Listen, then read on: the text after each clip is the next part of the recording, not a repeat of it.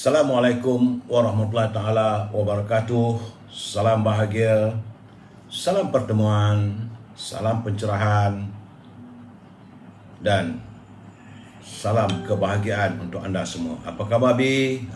Rubidin malam ni orang pertama muncul bersama pasangannya. Setiasalah saya mendoakan kebahagiaan anda Bi ya. Rawatlah cinta kasih sebaik mungkin.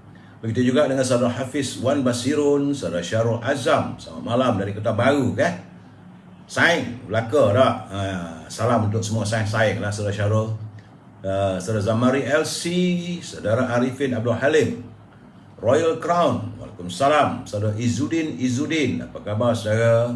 Begitu juga dengan Pok Jak. Apa khabar Pok Jak? Pok Jak Terengganu tak? Saudara Muhammad Effendi. Begitu juga dengan saudara Muhammad Hashim Muhammad Din. Waalaikumsalam. Ting Ban Nai. Ini Tiang Ban Nai. Siam. Saudara Kama Awang, saudara Abu Nem, saudara Abdul Malik. Waalaikumsalam. Dari cerah ya saudara Malik. Dicerah sekarang musim panas nampak gayanya. Tak ada hujan dah. Saudara Burhan Rabu. Begitu juga dengan saudara Muhammad Hashim Muhammad Din dari Bera Pahang ya, orang Bera saudara. Saudara R Merjuna, RM Merjuna, saudara Amran Mak Said, saudara Mustafa Ilyas. Apa khabar saudara? Saudara Acik Warisan. Begitu juga dengan saudara Kama Awang, Syahar Ibrahim, Yus Ai. Apa khabar Yus? Bakat Ahmad. Terima kasih doa saya untuk terus sehat. Begitu juga dengan Puan Ani Osman, saudara Kamal Zaman Mak Syarif, saudara Hamizah Adnan, saudara Hazamidin, Hosman Nur, Aris Saleh, orang Perak. Siapa dia orang Perak yuk? Teman orang Perak yuk. Puan Nur Maria, Hamidah Kamat, Mak Asri, saudara Arifin Ibrahim, Nadi Razlin dan Ezitan serta teman-teman yang tak sempat saya santuni, saya mohon maaf.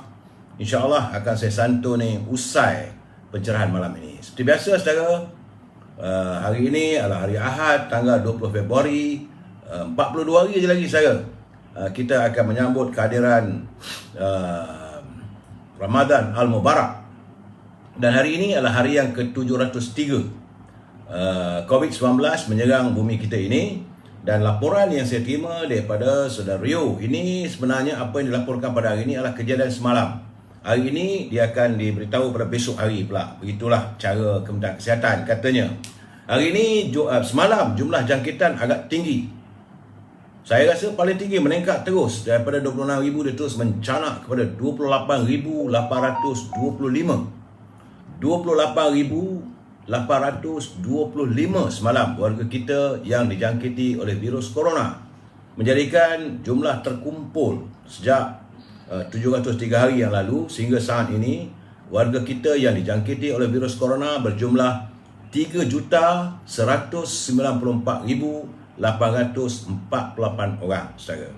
Semalam kematian dilaporkan adalah 34. Dari hantaran saudara Rio daripada Universiti Melaya katanya Perlis semalam ada 191 jangkitan.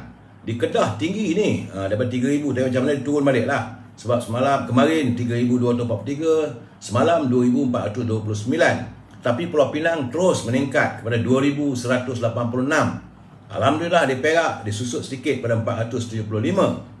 Cuma di Selangor ni amat tinggi saya. Saya teringatlah waktu saya memberi pencerahan berhubung dengan COVID-19 ini, nampak gayanya Selangor ni mengulangi waktu perintah larangan, PKP dan sebagainya, waktu kita terkurung di rumah.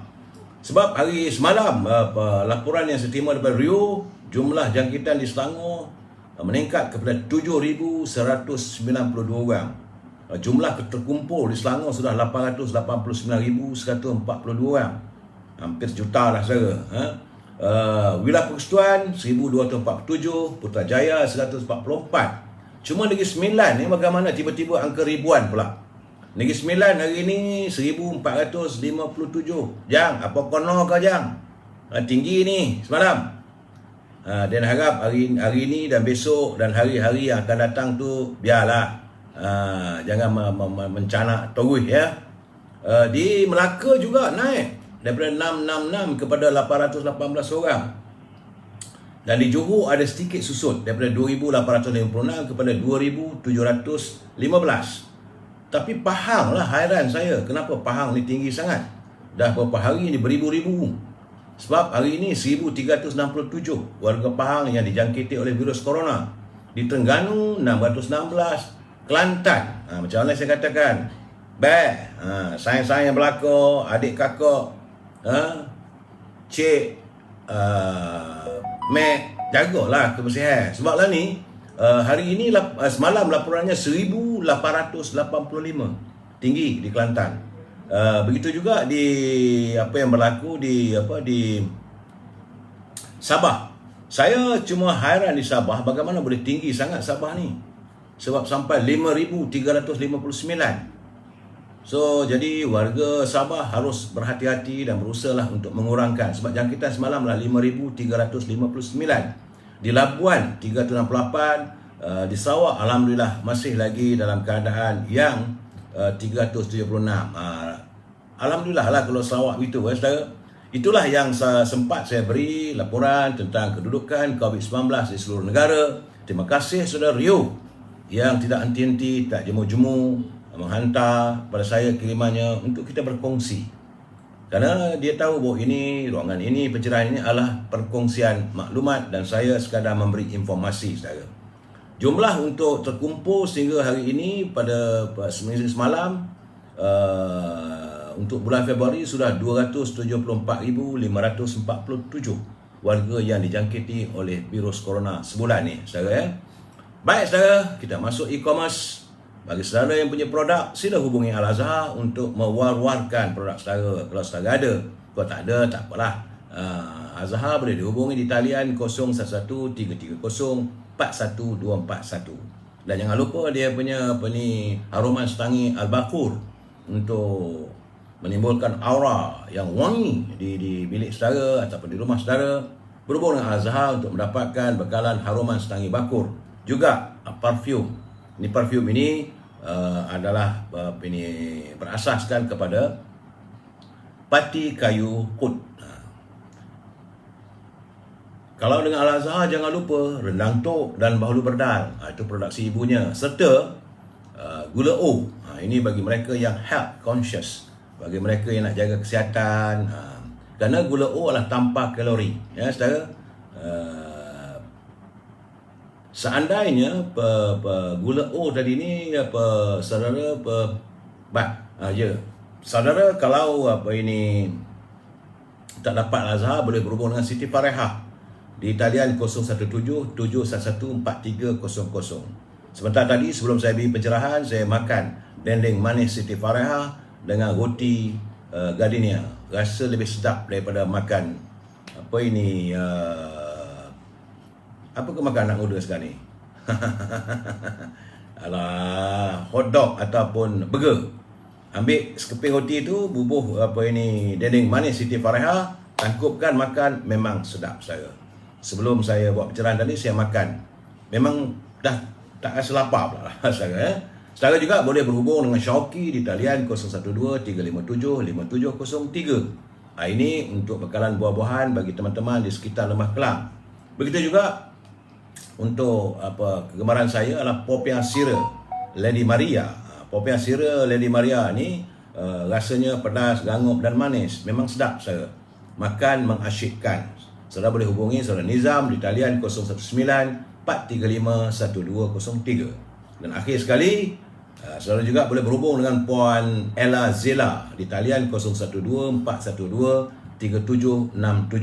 Sebab beliau memasarkan telekung Cinta Fatimah. Dia dekat-dekat dengan bulan puasa dah ni, saudara. Dan beliau juga memasarkan minyak sacah inci yang kaya dengan omega 3, omega 6 dan 9.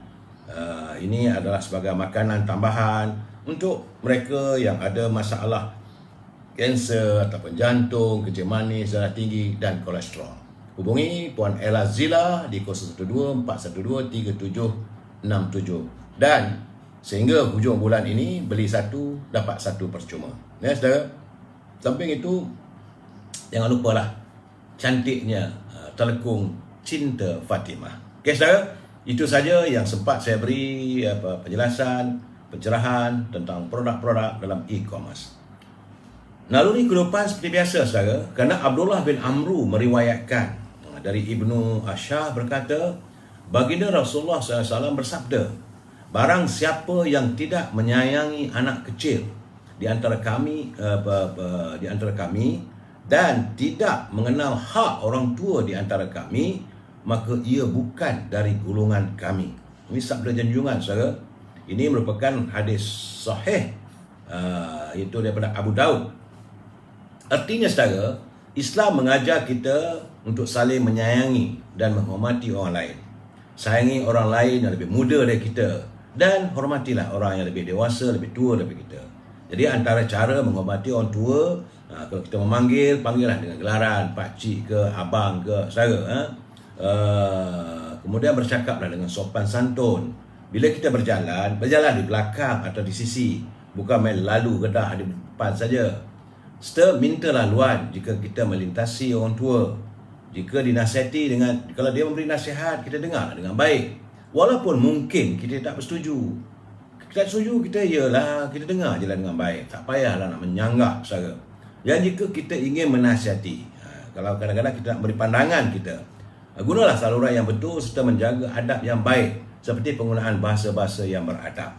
Itu cara kita nak melayani orang lebih dewasa, orang lebih tua daripada kita. Jadi antara cara pula kita menyayangi orang yang muda. Ini saya nak pesan kepada teman-teman saya. Cara kita nak menyantuni anak-anak muda, kita pertama sekali kita memberi contoh yang baik. Kita menasihatkan mereka dengan cara yang baik. Jika dia melakukan kesalahan atau kesilapan, ajarlah serta bimbinglah mereka dengan cara yang terbaik. Jangan kita mengherdik atau memaki hamun jika mereka buat kesilapan. Hargailah saudara sesuatu yang telah dilaksanakan walaupun kecil. Ucapkan terima kasih. Elak dari merendah dan meremehkan apa yang dilakukan oleh mereka. Saudara, ingat saudara, baginda Rasulullah SAW tidak mengakui sebagai umatnya kepada orang yang tidak menyayangi yang muda dan tidak menghormati yang tua. Saudara ni, Wak Rafi nak tambah badan macam mana? Badan saya ni cekeding. Nak juga berbadan sadar. Yang itu saya tak tahu. Nak tambah badan, saya bukan ahli angkat berat. Tapi makan makanan yang baik, yang berzat, insya-Allah. Tapi kalau dah dilahirkan badan cekeding jugalah, Saudara Rafi, Aduhai. Itulah saya, saudara. Sepatutnya marilah kita sama-sama menghormati yang tua dan kita menyayangi yang muda. Baik, saudara. Usai naluri kehidupan, kita masuk segmen Mutiara Kata. Mutiara Kata ini kiriman Cikgu Ibil. Agak ini elok kita dengar, kita hayati dan kita jadikan ini sebagai pegangan, saudara. Kerana kata Saudara Ibil, jika kita tidak dapat menjadi batu permata yang bernilai, umpamakan kita ni tak dapat menjadi batu permata yang bernilai, jangan pula kita menjadi batu api. Kalau kita jadi batu api, semua orang bergaduh. Dan ingatlah juga kepada batu nisan yang akan menjadi tanda keberadaan kita di sana nanti. 3 jenis batu. Tak dapat jadi batu permata yang baik, jangan kita jadi batu api. Kerana ingat saudara, kepada 2 batu nisan yang akan menandakan keberadaan kita di sana nanti, saudara. Terima kasih Saudara Ibil atas pencerahan ataupun atas culipan kata-kata mutiara yang begitu berarti untuk perkongsian kita pada hari ini, saudara. Baik, seperti biasa, salam impian moratorium dan pengeluaran wang RM10,000 dari kumpulan wang sebenar pekerja. Hari ini hari Sabtu,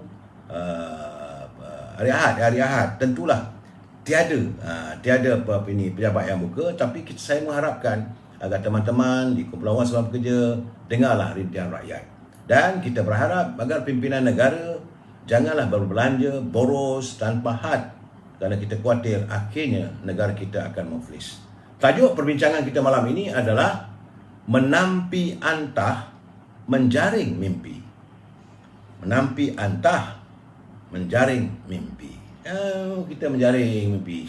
Ditampi antah, tak ada apa nilai saudara sebenarnya. Jadi sebelum saya memberi pencerahan apa yang saya maksudkan dengan menampi antah menjaring mimpi, kita santun dulu pantun Pak Nazir. Kata Pak Nazir, bersarang lebah di pohon tualang, manis madunya, rasanya enak. Perlu tabah menentang dalang, halus jarumnya, bahasanya lunak. Saudara, Kerana kita kadang-kadang kita tengok dalam politik ni halus permainan mereka. Jadi kita harus tabah bila kita menentang mereka. Sebab banyak kadang-kadang offernya, ya. Kata Pak Nazir lagi, batang berduri si pohon delima, petik buahnya terkena duri. Megahnya diri lagak panglima, cetek ilmunya tak sedar diri. Ini kadang-kadang dia berlagak bahawa dia pandai, bijak segala-galanya, tapi rupanya ilmunya cetek, saudara. Jadi kita hayati dan ingatlah pesan Pak Nazir, saudara. Saya juga menerima pantun daripada sahabat kita, saudara Nordin Malik, pejuang muda, anak muda di Perak Tengah. Hari ini beliau menyantuni, saya tengok dia kirim gambar-gambar bagaimana produk atau penghasilan kebun iGrow yang hasil didikannya dengan anak-anak muda menghasilkan pokok-pokok buah cili. Besar-besar cilinya, segar, ya saudara. Dan beliau mengharapkan agar kita terus berusaha untuk menambahkan bahan makanan untuk negara. Kata saudara Nordin Malik, Presiden Amerika Joe Biden pandai berkata, ramai bertepuk. Bercakap-cakap pertanian moden, tiada peruntukan, teknologi pun laku. Jadi kalau lu bercakap pertanian moden, nak buat itu, nak buat ini, tapi kalau tak ada peruntukan, teknologi yang ada pun boleh jadi lapuk. Itu keadaannya. Jadi beliau minta supaya pimpinan, khususnya mereka yang berada di Kementerian Pertanian, fikirkan, sediakan peruntukan yang secukupnya untuk sektor pertanian dan makanan. Katanya lagi, pasang tingkap besi jeriji, sudah siap, senang berdiri. Berdengar pemimpin menabur janji, jangan tertipu, usahalah sendiri. Jadi kita duk dengar cakap pemimpin apa semua, berdegar-degar, jangan sangatlah fikir saudara, usahalah sendiri. Jadi beliau berpesan pada anak muda ni, usahalah sendiri untuk kemajuan diri saudara. Terima kasih saudara Nordin Malik, terima kasih Pak Nazir, bahawa pantun-pantun yang anda kirimkan kepada saya dalam perkongsian ini, alhamdulillah saya rasa pelayar-pelayar pun suka dengarnya. Saudara, baik kita masuk sedikit waktu, iaitu segmen Gedung Ilmu. Ini penting saudara untuk kita memahami dan merasai harapan, iaitu harapan warga terdahulu dulu mengingatkan kita, pemimpin hendaklah sentiasa memegang syarak dan adat. Kata orang tua dulu. Kemudian mereka mesti menjaga kemurnian sikap. Dan pemimpin yang didambakan oleh bangsa dan warga kita bukanlah pemimpin yang seperti orang gila. Kerana perangai seperti orang gila, gila pangkat, gilakan harta, gila nama, gila betina. Ini orang tua dulu bercakap, bukan saya bercakap. Ini culipan daripada kata-kata dalam buku yang terbitkan dalam bahasa. Hatinya berkarat, kepalanya hampa, kosong. Akal menyalah menurut selera. Dia ikut selera dia. Nak kata begitu, itulah akalnya. Kemana pergi, membawa pala. Kalau kita mempunyai pemimpin yang macam orang gila ni, kemana dia pergi? Akhirnya membawa pala, saudara. Dijadikan pemimpin, rosak dunia. Dijadikan tua, rosak umatnya. Kalau dia angkat sebagai orang tua lah untuk kita ikut, rosak umat yang mengikutnya. Dijadikan induk, rosak semua. Dijadikan tiang, rosak binasa. Tiang ni sepatutnya dalam bahasa orang Melayu dulu, tiang tempat kita bersandar, pengharapan. Rosak binasa, memimpin umat, kiamatlah manusia. Itu pesan orang tua dulu. Jangan kita mencari pemimpin yang gila.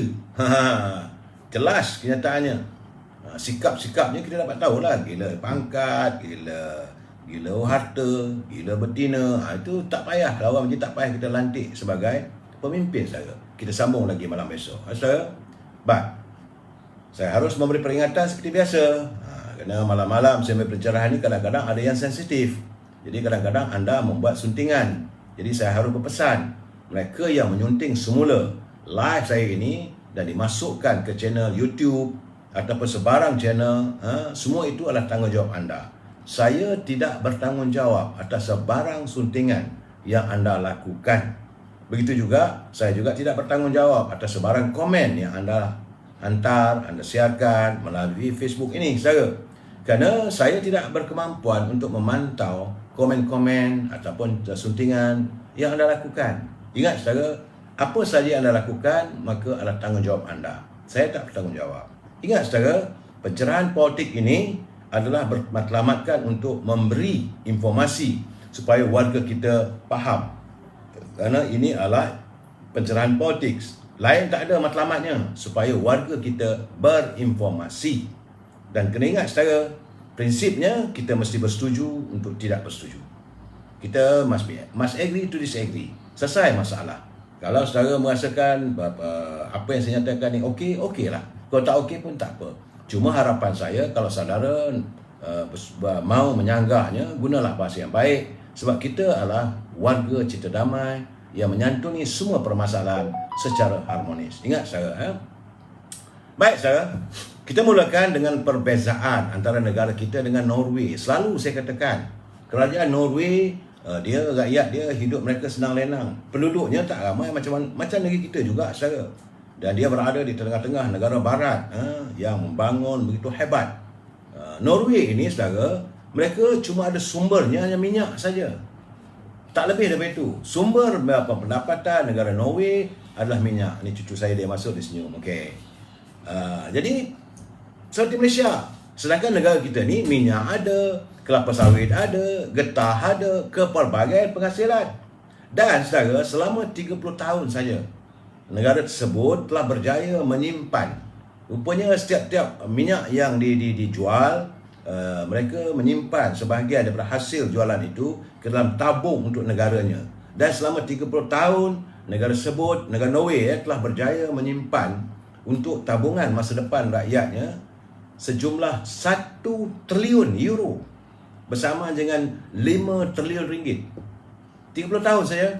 Kita daripada 1974. Norway hanya 30 tahun. Dan sebagai simpanan untuk rakyatnya, sama ada yang masih hidup ataupun yang baru lahir. Jadi setiap warga Norway, hasil daripada pendapat tersebut, mereka memiliki simpanan seorang RM1,000,000. Itulah rakyat Norway yang diamanahkan kerajaan menyimpan dalam tabung warganya.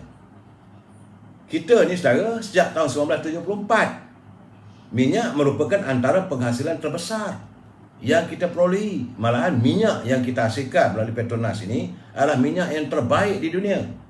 Norway dia menghasilkan minyak pada jenama Not Brand Sea. Tidak begitu mahal berbeza dengan kita. Kita light sweet. Mahal minyak kita ni saya. Tapi hasilnya ke mana? 1974.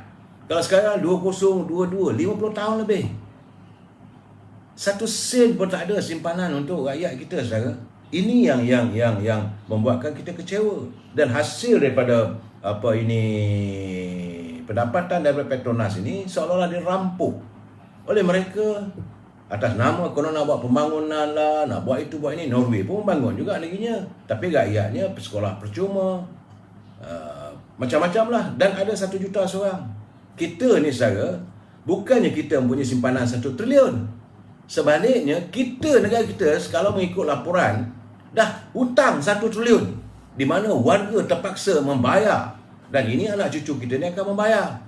Sebaik saya lah, inilah saya kadang-kadang tak boleh fikir macam mana lah mereka mengendalikan pendapatan begitu besar. Berbeza dengan Norway. Saya, ini gambaran yang saya dapat. Fikir-fikirlah saya, itulah negara kita. Negaraku Malaysia. Hai. Dan kita masuk segmen politik saya. Hari ini pergerakan pemuda UMNO bahagian Parit Sulong melalui ketua pergerakannya itu saudara Farid Muhammad Khalid. Beliau telah pun membuat satu laporan polis ke atas kenyataan yang dikeluarkan oleh Tan Sri Maidin yang disiarkan di laman Sesawa Malaysia Kini katanya. Jadi kenapa beliau membuat laporan itu? Kerana beliau mendengar melalui kenyataan tersebut bahawa dia akan mendedahkan laporan kewangan yang diminta daripada Menteri Kewangan. Kerana satu ketika dia kata, saya akan bocorkan bagaimana kedudukan kewangan negara kita. Ini pergerakan pemuda Parit Sulong bimbang bagaimana rahsia kerajaan boleh dibocorkan. Jadi katanya menyedari bahawa maklumat kewangan negara adalah sulit yang dilindungi di bawah Akta Rahsia Rasmi, maka Presiden Bersatu bukan lagi salah seorang daripada Menteri Kabinet ataupun Perdana Menteri Malaysia. Jadi dia tidak berhak untuk mendapat informasi dan sebagainya. Itulah milik semua menteri yang kat sumpah di hadapan Duli Yang Mulia Pertuan Agong menyimpan rahsia. Jadi kalau dia nak menyalahkan itu, mana tindakan itu adalah bercanggah dengan Akta Rahsia Rasmi Kerajaan. Memanglah saya tak pernah dengar pun selama ni, daripada zaman Tun Tan Sri Husin, zaman yang Mohd Mulia Tengku Razali Hamzah. Saya cuba berhubung dengan Mohd Mulia Tengku Razali Hamzah hari ni nak bertanya kedudukan begini, tapi mungkin beliau terlalu sibuk. Jadi saya akan cuba mendapatkan dalam seminggu dua ni pandangan-pandangan beliau. Kerana rasanya tidak pernah Menteri Kewangan mendedahkan kewangan negara pada sesiapa pun. Rahsia poket kita takkan nak cerita kat orang. Dan hanya hari ini sajalah sekarang ni bila kita dengar Tan Sri Muhyiddin dia kata 2 hari lepas dia akan meminta daripada Tengku Zafrul tentang kedudukan kewangan negara dan saya akan dedahkan. Wow, itu kadar saya. Jadi laporan tersebut sepatutnya tidak dedahkan. Cuma saya hairanlah bagaimana pula yang Tengku Zafrul sudah react atau menyatakan bahawa laporan kewangan yang disampaikan, artinya dah sampai saja, dah diberitahu. Kerana seolah-olah sebab Tengku Zafrul ada menyatakan bahawa 2 hari lepas Tan Sri Muhyiddin kata dia nak minta daripada Tengku Zafrul. Tapi hari ini kenyataan Tengku Zafrul, dia mengatakan bahawa laporan kewangan yang disampaikan kepada Tan Sri Muhyiddin adalah seperti mana laporan-laporan lain yang diberikan ahli kabinet tanpa mengira mana-mana parti, kata Menteri Kewangan. Dan beliau pula sebagai pengurusi Majlis Perluan Negara, jadi Tengku Zafrul kata Muhyiddin memerlukan laporan-laporan tersebut untuk mengambil keputusan yang tepat dalam membantu Perdana Menteri membawa Malaysia ke arah pemulihan pasca COVID-19. Jadi artinya laporan tu, ini pengakuan Tengku Zafrul. Bagi saya ni bahaya. Jadi saya haraplah penasihat-penasihat Muhammad Tan Sri Muhyiddin nasihati beliau. Jangan sampai nanti orang kata sebab pulut santan binasa, kerana mulut badan binasa. Sebab fakta-fakta ekonomi tidak boleh diberitahu pada orang. Sebab tu sekarang ni negara kita dah bercempur, tak ketahuan hala lah. Jadi dalam keadaan begitu, saya beranggapan bahawa apa yang nyatakan oleh Tan Sri Muhyiddin itu hanya sekadar lontaran celoteh politik je lah. Secara politik jangan terlaksana. Sebab bagi saya bahaya pada negara. Janganlah kerana berpolitik kita sanggup membahayakan kedudukan negara. Bahayanya kepada tentang pelabur-pelabur. Kalau mereka nak datang pun nanti katanya negara bankrupt, takkan dia datang melabur pada kita. Ini masalah saudara sebenarnya. Baik saudara, saya juga antara pemimpin-pemimpin UMNO ni yang saya dengar ucapan setiap kali dalam ceramah-ceramah, saya cukup berminat dengan satu orang, iaitu timbalan presidennya. Cara dia lembut, iaitu Datuk Seri Muhammad Haji Hassan, timbalan presiden. Dia bukan melontarkan kenyataan-kenyataan retorik, ya saudara. Cara lembut, bersahaja.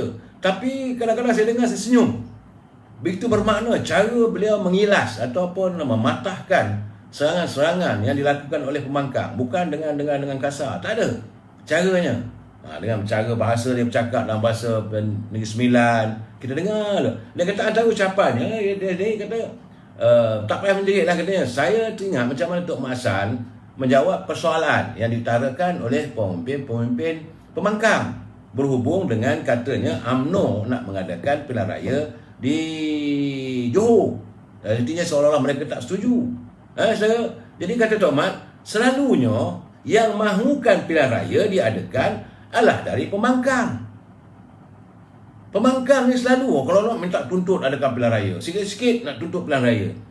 Mereka katanya mereka akan menangis, mengolek-golek minta dia adakan pilihan raya. Tapi dia kata sekarang dah pelik. Apa punya pembangkang, mereka pula yang tidak mahu diadakan pilihan raya dengan menangis, menggolek-golek. Saya tak faham apa punya pembangkang lah katanya. Saya dengar, saya tahu cara Tok Mat betul.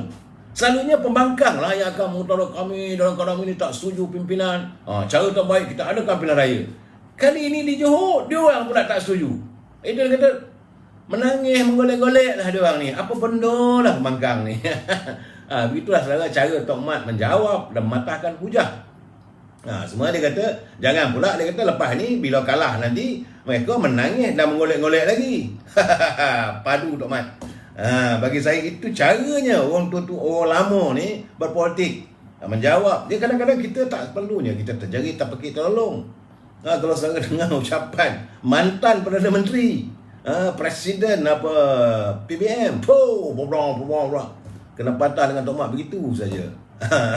Dan kita mengharapkan boleh ramai lagi lah penceramah-penceramah UMNO yang mempunyai gaya dan style macam Tok Mat. Macam dia kata, kalau tak boleh nak jadi garam, jangan jadi lalat.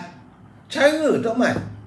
Kalau kita sama kita berbalah, macam antan sama antan berlagu dalam lesung, yang kenyang ayam katanya. Jadi dia kaya dengan bidalan. Cara penyampaiannya tu dengan logat Negeri Sembilan itu begitu bersahaja. Beliau menggambarkan, kalau UMNO ni kita berbalah, ini penting besok ni dalam 2-3 hari lagi, apabila UMNO mengumumkan calon-calon yang akan bertanding di Johor, tentulah juga ada perbalahan. Yang tak dapat jadi kecil hati, yang dapat syukur katanya. Dan saya lihat sekarang ni sebenarnya ni kenyataan pilihan raya di Johor. Sebab saya kata macam menampi antah.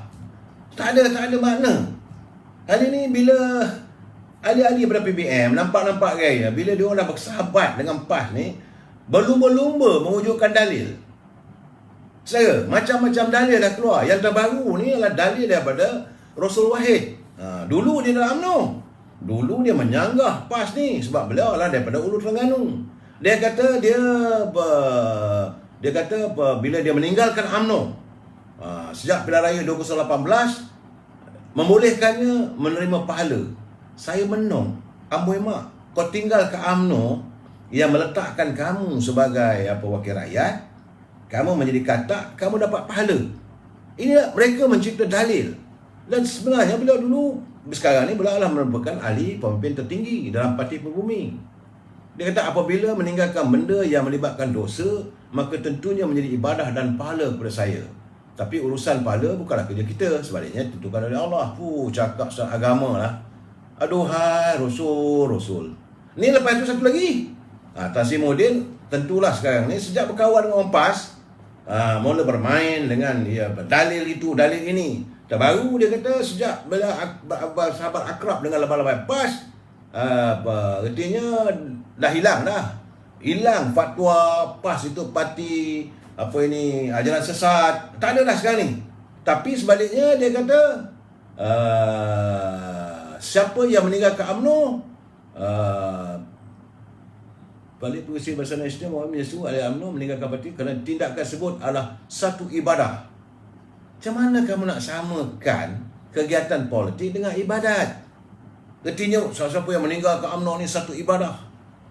Dia menyifatkan langkah itulah satu perbuatan yang meninggalkan kemungkaran dan menegakkan kebenaran. Saya bila dengar kenyataan begitu, saya kata dah berbaik dengan orang PAS ni.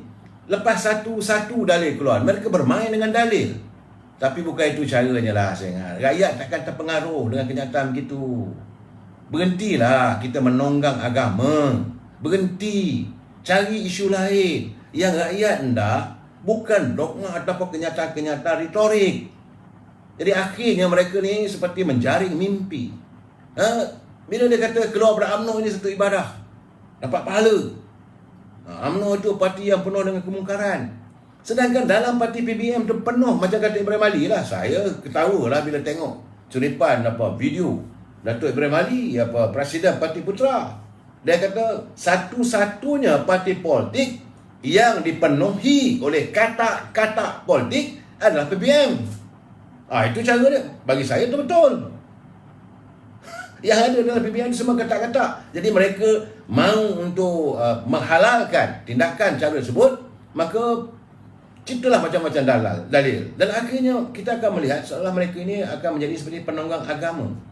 Ini yang kita khawatiri. Kita tak mahu. Sudah-sudahlah kita.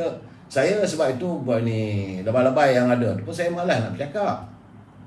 Malas nak mengulas. Tapi tiba sekarang ni sejak dia berkawan dengan PAS ni, macam-macam dalil ni. Dia kata boleh jadi hukumnya sunat. Bila kita hijrah meninggalkan kemungkaran dan sertai Perikatan Nasional yang menegakkan kebenaran adalah satu amal ibadah. Parti PBM menegakkan kebenaran. Yang bercakap Tasimuddin. Kalau orang serang peribadi kamu, nanti kamu marah. Kamu dedahkan diri kamu seolah kamu tu imam yang syumul, yang suci. Sedang orang tahu siapa kamu. Bukalah tip-tip Luqman Adam. Saya tak sampai hati nak menceritakan. Sebab ini aib. Aib pemimpin Melayu ni tak perlu nak kita dedahkan. Bukanlah kita nak sembunyikan. Tak sepatutnya. Tapi bila kamu bercakap seolah kamu ni macam guru agama, macam kamu ni suci sangat, sesuci embun pagi. Aduh, ya Tuhan. Saya melihat bahawa akhirnya sepanjang musim politik ni akan keluar macam-macam cerita. Ini bukan yang diperlukan, bukan didambakan oleh rakyat warga Johor. Mereka bukan nak dengar amanat. Mereka bukan nak mendengar dalil. Mereka bukan mengharapkan adanya kata-kata hikmat. Mereka tak nak dengar tu. Begitu juga kamu serang pembohongan demi pembohongan yang kamu lontarkan. Akhirnya macam apabila Tan Sri Muhyiddin dia mengatakan bahawa kononnya Datuk Seri Ahmad Zahid, Presiden UMNO ni jumpa dia, Azmin Ali pun ada sebagai saksi, Tuan Guru Haji Hadi pun ada sebagai saksi. Zahid bawa bertimbun-timbun fail. Takkanlah begitu banyak sangat failnya. Sebab itu Datuk Zahid dia kata beliau menafikan. Dia menafikan dia membawa fail jumpa dengan Tan Sri Muhyiddin. Sebab waktu itu dah sama-sama dalam Kerajaan Perikatan Nasional, kurang-kurang 3 presiden. Memanglah waktu itu Tuan Guru Haji Hadi, Tan Sri Muhyiddin, Datuk Zahid, mereka sering mengadakan pertemuan. Tapi tak ada pula dia kata dia bawa fail tentang diri dia. Sebab itu dia mencabar Tan Sri Muhyiddin. Mari kita mengadakan sumpah laknat. Jangan main-main. Sebab itu saya kata cara terbaik bukan hanya sumpah laknat, buat laporan. Biarlah pihak polis menyiasat sejauh mana benarnya kenyataan itu. Cuma saya melihat sekarang ni saya tak seronok lah. Zaman-zaman menyaman, laporan polis, lepas tu ada pula sumpah sana, sumpah sini. Sumpah laknat ni bahaya ni, Yang Muhammad Presiden. Cukup-cukuplah apa yang dilakukan oleh Yang Muhammad Datuk Seri Najib. Kesannya teruk. Jangan. Tapi memanglah mungkinlah dia geram sangatlah Datuk Seri Zahid ni, dia geram dengan Muhyiddin. Tapi saya sebagai sahabat, saya menasihatkan tak payahlah. Biarlah orang nak kata macam mana pun. Saya harap pada pemimpin UMNO kita berpeganglah daripada kenyataan ataupun nasihat yang diberikan almarhum Datuk Harun kepada saya. Setiap kali kamu nak menegakkan kebenaran, maka setiap kali itulah kamu akan dilihat salah. Kerana kebenaran itu akan timbul dengan sendirinya. Tak payahlah. Saya secara peribadi saya tak setuju. Tapi kalau nak buatlah juga. Dan dia kata kalau boleh Tan Sri Muhyiddin pun kena buatlah juga bersumpah. Peristiwa sumpah Quran ni daripada zaman Tunku Rahman dulu pada. Jadi saya ingat politik ni tak usahlah begitu. Dan saya mengharapkan agar pemimpin politik janganlah melontarkan kenyataan-kenyataan yang bukan-bukan. Kenyataan-kenyataan yang bercorak peribadi, yang menyerang. Tak ada maknanya. Orang takkan percaya dah. Yang rakyat nak tahu kau nak buat apa kalau kamu diberi kuasa. Sebab itu saya terima satu kiriman daripada Saudara Syahrul. Ni Syahrul dia tak kirim pada saya. Dia kata semalam dia kata mamu menerima satu panggilan telefon yang agak lewat dari seorang sahabat karib dari Perak. Orang Perak pun nak tahu juga kan dia. Dan mereka bertanya bagaimana tentang sambutan parti-parti pembangkang, sambutan rakyat terhadap parti-parti pembangkang. Jadi katanya ada gambar yang tersiar, ramai orang datang. Jadi setelah kita lihat gambar tu, saya ingat ini satu kenyataan yang jelas bahawa ini bukanlah merupakan satu penyokong tega. Mereka ini adalah dibayar, diberi baju. Sebab yang datang tu pakai baju t-shirt. Mana mungkin orang Johor ada baju t-shirt Pakatan Harapan simpan kat rumah. Jadi siapa datang dapat t-shirt percuma. Mungkin juga ada pada imbuhan yang lain, kita tak tahu. Jadi untuk meramaikan, dalam keadaan sekarang ni, itu antara cara je bagi saya. Tidak mungkinlah orang akan menyokong Pakatan Harapan sebagaimana yang mereka dakwakan begitu. Jadi sebab itu saya kata saya melihat dari gelanggang pilihan raya yang dibuka, dan hampir sangatlah sekarang pada pilihan tarikh pembuangan undi pada 12 Mac ini. Saya tengok parti-parti politik PBN, PAS, mereka tak lebih sekadar menampi antah dan menjaring mimpi. Antah ni tak ada apa pun nak ditampi. Tak ada apa pun. Dengarlah ucapan-ucapan mereka. Tak ada. Yang kita dengar menjaring mimpi sebab Tan Sri Boleh kata dia nak jadi balik Perdana Menteri. Takkan orang percaya dah. Tak ada apa yang boleh diharapkan oleh warga Johor daripada ceramah-ceramah dan ungkapan kata-kata di pentas politik yang kita lihat penuh dengan retorik, saudara. Banyak mereka marah sebenarnya sebab mereka melihat di mana Datuk Seri Najib turun, ramai orang datang. Sebenarnya mereka tak boleh buat begitu, tak boleh rasa marah. Dan orang nak suka pun nak buat macam mana. Tadi pun saya tengok dari segi kiriman gambar-gambar dari Johor, Datuk Seri Najib turun. Warga bukan Melayu Cina pun dah berkerumun, bersalam, bosku sana, bosku sini, menandakan sokongan. Jadi ini sebab itu saya katakan bahawa antara kalaulah 10% pengundi-pengundi bukan Melayu ni balik kepada MCA atau Barisan Nasional, saya kata ruyup habis parti-parti pembangkang di Johor. Saya cakap terus terang, saudara. Dan ini ternyata dalam gambar-gambar yang kita dapat. Bukan gambar tu hanya gambar still foto, tapi video. Bagaimana warga muda yang tua menyambut ketibaan Datuk Seri Najib. Bosku, ambil gambar, salam semua dengan ceria wajah mereka. Jadi, sebab itu, kalau pun Dr. Mahathir nak ratib lah, kau ratib lah sabar malam pun. Kita berhayal lah macam mana dia lepas keluar hospital, buat surat kedua, disebarkan satu negeri Johor. Kononnya, bahawa dia kata dia berjanji dia akan meratib nama Najib ni setiap hari. Ratib lah, kata tak ada masalah pada kita. Sebab itu, ini beberapa orang penganalisa politik, fellow Majlis Profesor Negara, Dr. Jennery Amir, dia kata pemimpin gabungan daripada UMNO, terutama Datuk Seri Najib, semakin popular. Terutama bekas Perdana Menteri Najib Razak, kerana pandangannya dalam pelbagai isu dapat diterima oleh rakyat. Apa yang dilontarkan oleh Datuk Seri Najib itu diterima oleh rakyat.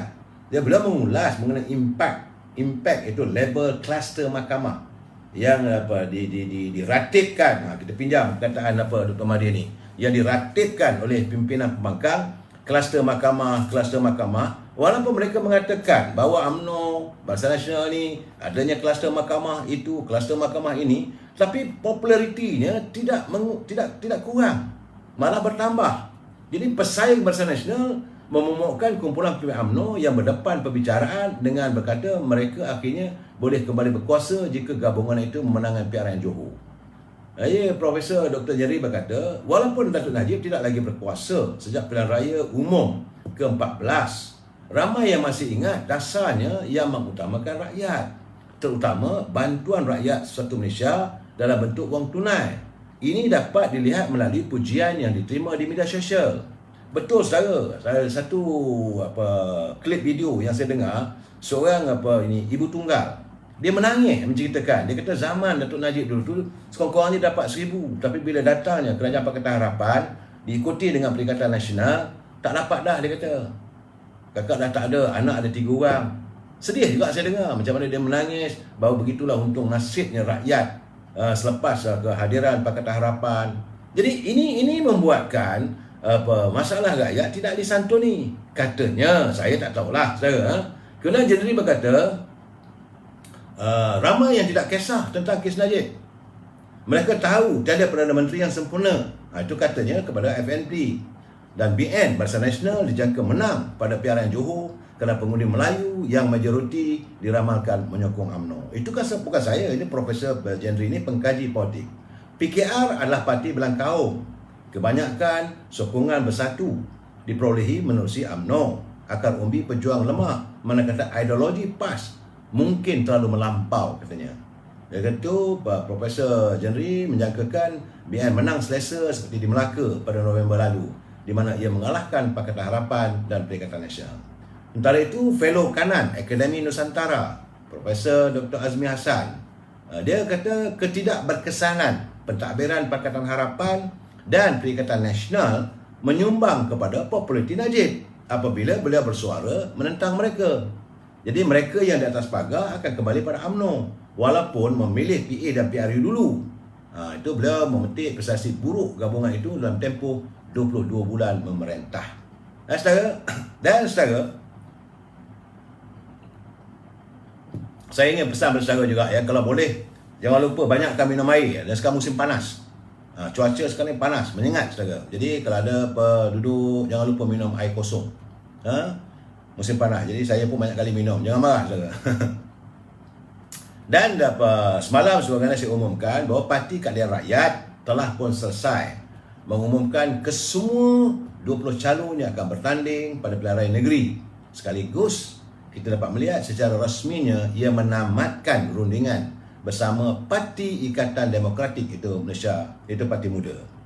Pengumuman itu juga menamatkan desas-desus kononnya adik kepada Menteri Besar Selangor, itu Datuk Seri Amiruddin Syahari, iaitu Aziz yang sebut bertanding di Dun Benut bagi menentang Menteri Besar Datuk Seri Isni Hasni tidak menjadi kenyataan. Jadi daripada 20 nama, saya ulangi, tadi saya cakap, saya ulangi lagi, iaitu Haryati Abu Nasir di Semarang, Mak Zaiful Bakri di Kukup, Rosman Tahir di Tanjung Surat, Hanif Ghazali Hosman di Benut, Omar Mokhtar Abdul Manaf di Dun Johor Lama. Saya tengok Omar Mokhtar ni, saya biasa mengadakan live dengan beliau. Cuma saya kata kenapa lah hantar dia ke situ. Kawasan yang kawasan UMNO menang, Barisan Nasional menang dengan 12,000 majoriti. Tapi tak tahulah.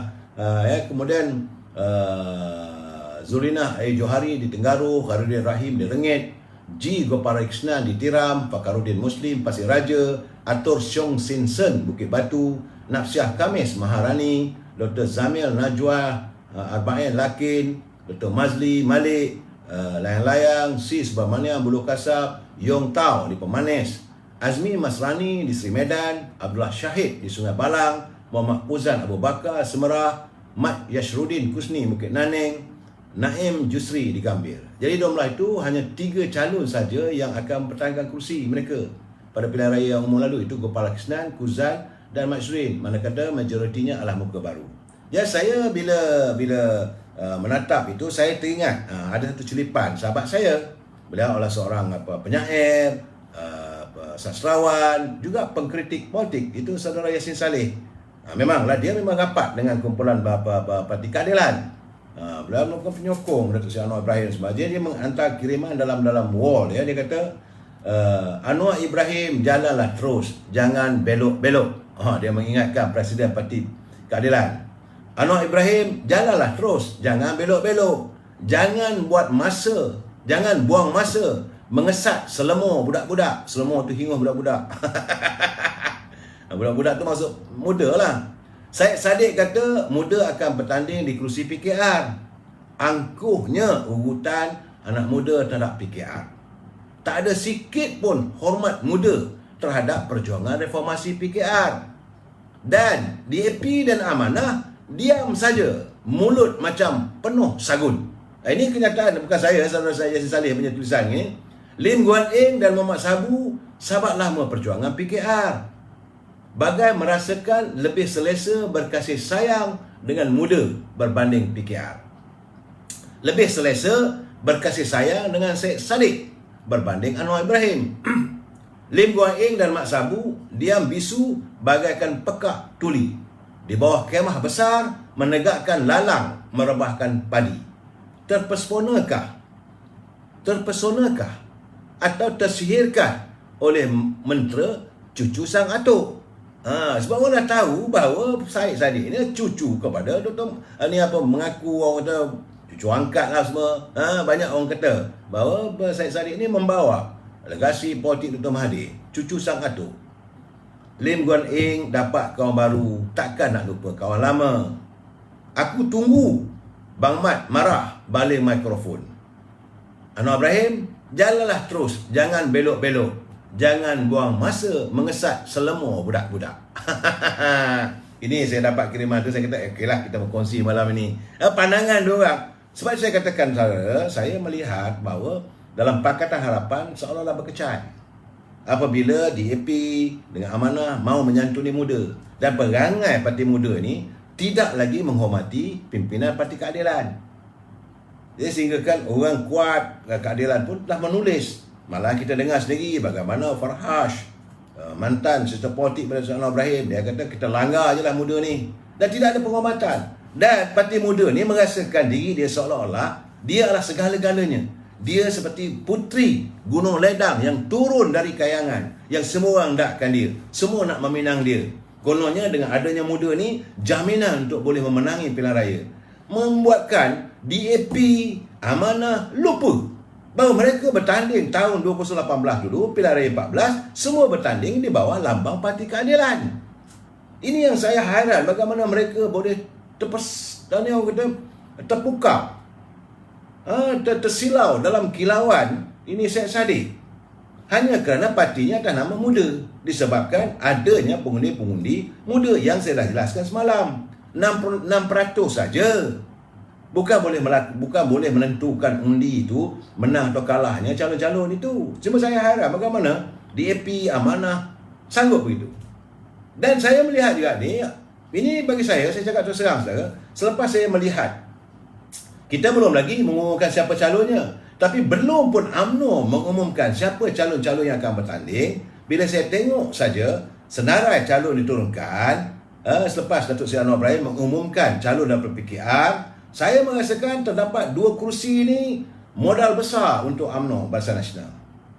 Maksudnya, nak kata garanti tak boleh saya, kita mendahului kerja Tuhan. Tetapi berdasarkan daripada data-data yang ada, 2 kerusi ini adalah modal besar untuk UMNO.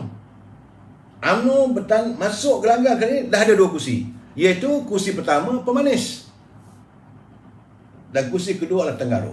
Kenapa saya katakan begitu? Sebab di kawasan Pemanis, saudara, dalam pilihan raya dulu, kesilapan UMNO Barisan Nasional meletakkan calon di Pemanis pada parti, pada calon daripada gerakan saya waktu itu. Sedangkan pengundi majoriti Melayu adalah 64%. Berdasarkan juga kebanyakan mereka adalah peneroka Felda. Tapi pilihan raya 2018, UMNO menurunkan calon daripada bukan Melayu. Dan waktu itu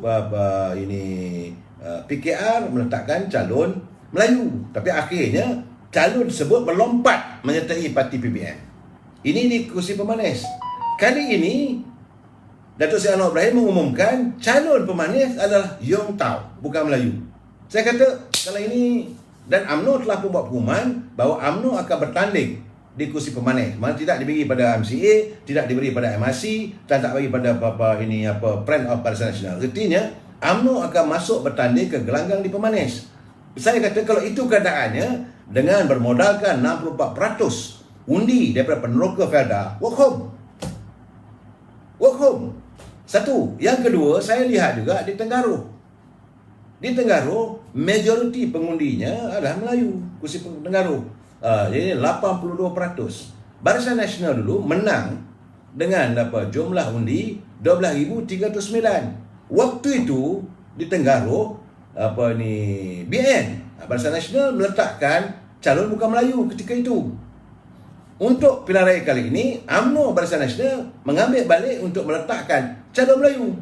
Dan calon daripada Parti Keadilan itu Zulinah Johari.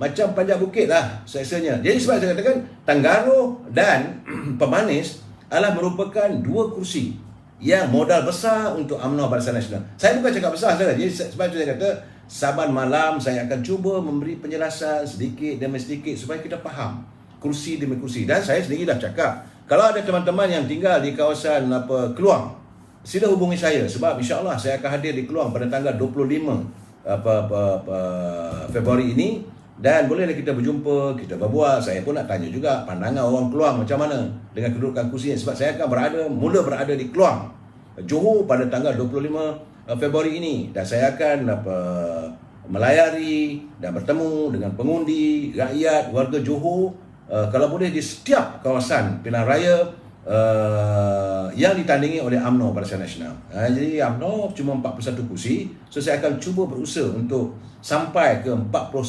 kursi itu. Dan insya-Allah saya pun nak buat live dari sana. Sebab saudara-saudara boleh dengar. Saya berhasrat kalau boleh jam 11 pagi saya mulakan dengan, kalau ada dapat jumpa wakil rakyat, calon wakil rakyat tu, kita berbual dengan calon wakil rakyat, kita berbual dengan penduduk, berbual dengan warga tempatan. Saya tidak mahu nak pergi jumpa dekat command center, semua tak perlu. Tak perlulah kita ada duduk dekat pejabat buat apa. Saya nak tanya macam mana di Melaka dulu. Kalau ada nelayan, kita nak tanya macam mana, apa harapan mereka dan sebagainya. Jadi pada teman-teman warga yang tinggal di Keluang, Johor. Bolehlah saudara menghubungi saya, insya-Allah kita boleh berjumpa dan kita sama-sama kita pergi. Kita dengar sendiri, kita buat live di Keluang. InsyaAllah pada rasanya 26 bulan saya akan berada di kursi Kemelah. Jauh lah sikit, tapi sebab saya akan bergerak dari satu tempat ke satu tempat ya saudara. Dan hari ini saya menerima kiriman video. Ini pengundi dari Segamat. Marah betul pakcik tu.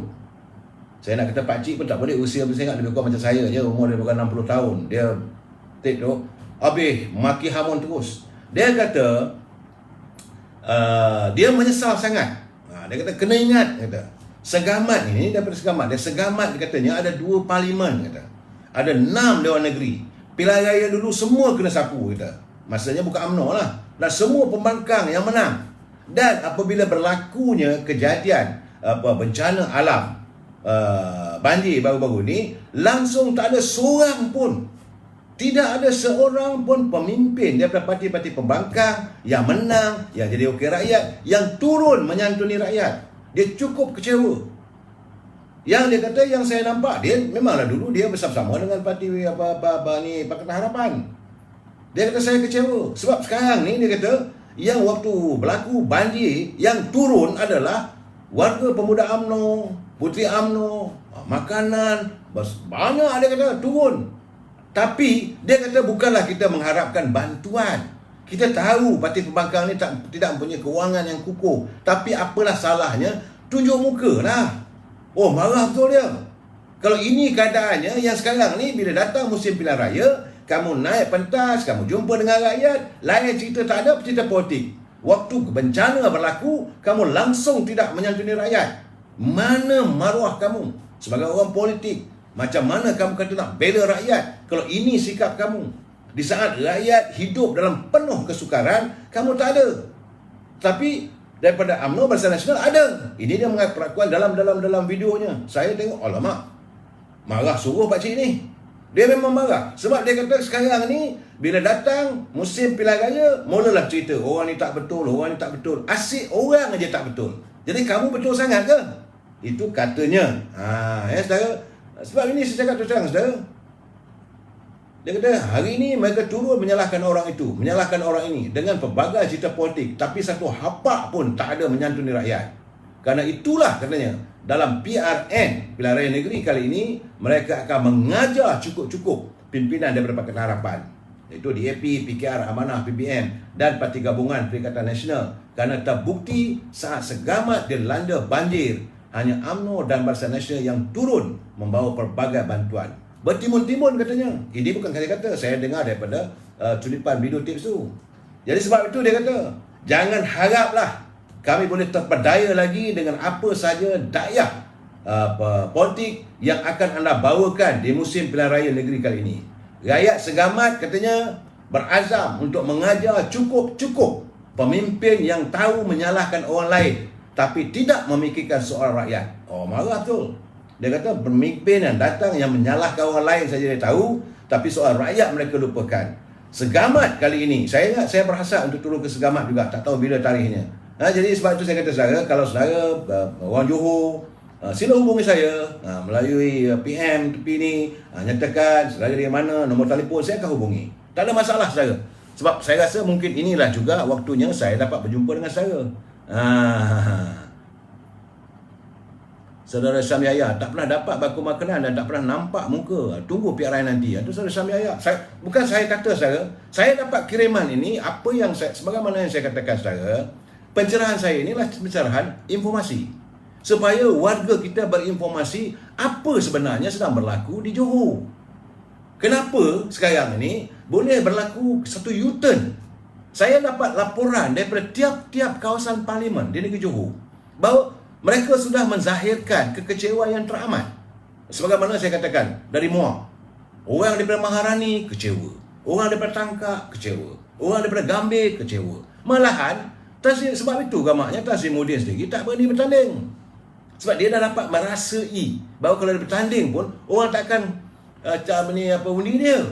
Begitu juga apa yang berlaku di bahagian Ledang. Saya berhubung dengan pengundi-pengundi.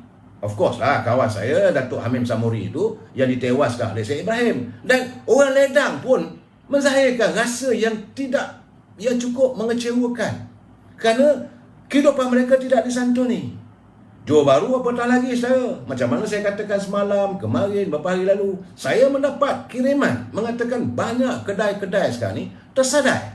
Mungkin sebab itulah bila Datuk Seri Najib turun ke Johor Bahru, saya tengok bersempena dengan Cak Gomez kat apa semua, ramai orang bosku, sebenarnya bukan hanya pendewaan, tapi mereka kecewa yang amat sangat atas kegagalan apabila amanah diberikan oleh rakyat untuk Pakatan Harapan di bawah Parti Keadilan memimpin, mereka tidak melaksanakan tugas dan tanggungjawab sebagaimana yang diharapkan. Sebab itu saya katakan saya nak berjumpa kali ini dengan calon-calon daripada UMNO. Saya nak tanya dengan mereka, apakah anda benar-benar nak mengamalkan politik yang sudah-sudah?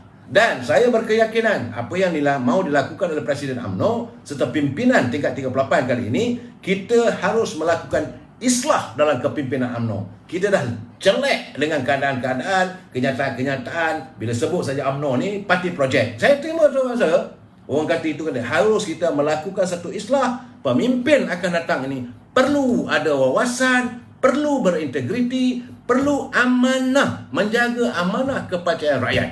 Kita sambung lagi malam esok. Wabillahi taufiq wal hidayah. Assalamualaikum warahmatullahi wabarakatuh. Selamat malam.